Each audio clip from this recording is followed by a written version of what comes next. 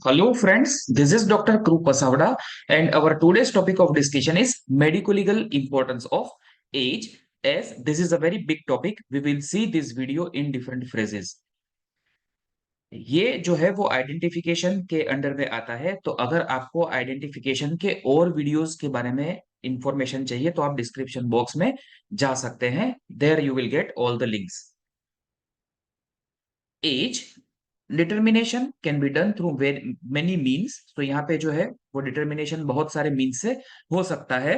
Some of the utilised features include. So यहाँ पे कुछ फीचर्स दिए हुए हैं, जैसे कि डेंटल इरप्शन.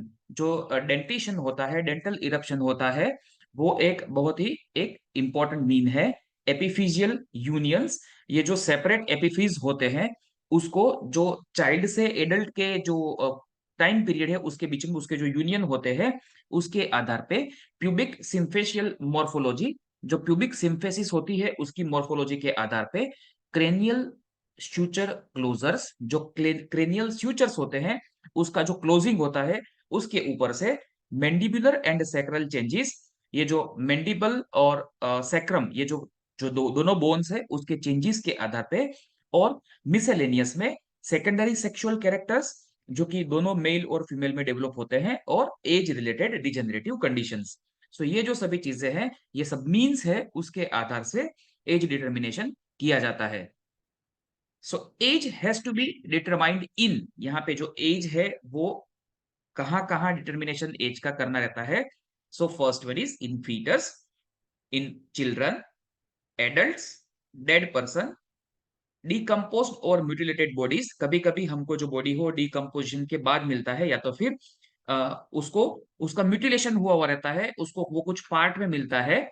सो ऐसी चीजों में भी बहुत ही इंपॉर्टेंट है एज डिटरमाइन करना. And skeletal remains post decomposition. Skeletonisation सिर्फ स्केलेटल ही बॉडी में मिलता है स्केलेटनाइजेशन प्रोसेस होने के बाद. medico-legal importance of age. So in that, first one is age group can be estimated according to age-wise development and rights. So यहाँ पे age-wise development और age-wise rights भी कभी-कभी मिलते हैं, जिसमें first one is evidence. Competency for giving evidence depends upon understanding but not on age. So कोई व्यक्ति एविडेंस देने के लिए कॉम्पिटेंट है कि नहीं है, वो अंडरस्टैंडिंग के बेसिस पे माना जाता है, एज के आधार पे नहीं. Because a child of any as can give evidence if the court is satisfied that the child is truthful. अगर कोर्ट को लगता है कि जो भी बच्चा बोल रहा है वो सही है, तो सेक्शन 118 आईईए के अकॉर्डिंग कोई भी एज का जो बच्चा है वो एविडेंस दे सकता है. Criminal abortion. A woman who has passed the childbearing age cannot be charged for procuring criminal abortion. एक जो लेडी है उसने अपनी मदरहुड की जो एज है, अगर उसको पास ऑन कर दिया है, तो फिर उसको क्रिमिनल अबॉर्शन के आधार उस पे चार्ज नहीं किया जा सकता. Identification. An approximate age is important in any chain of identifying data. So जो एक एज है वो बहुत ही इंपॉर्टेंट फैक्टर है फॉर द आइडेंटिफिकेशन. अगर अप्रोक्सीमेट एज पता चल जाती है, then it will be very easy to identify a particular person.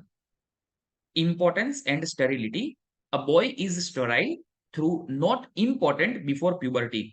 ये जो कोई भी बच्चा है वो स्टराइल होता है through not important. So that is why वो इंपॉर्टेंट भी नहीं होता है बिफोर प्यूबर्टी, प्यूबर्टी से पहले.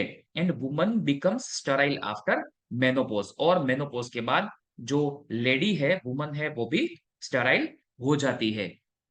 Thank you for watching this video. You can subscribe this channel, click bell icon and share this video amongst your friends. Thank you.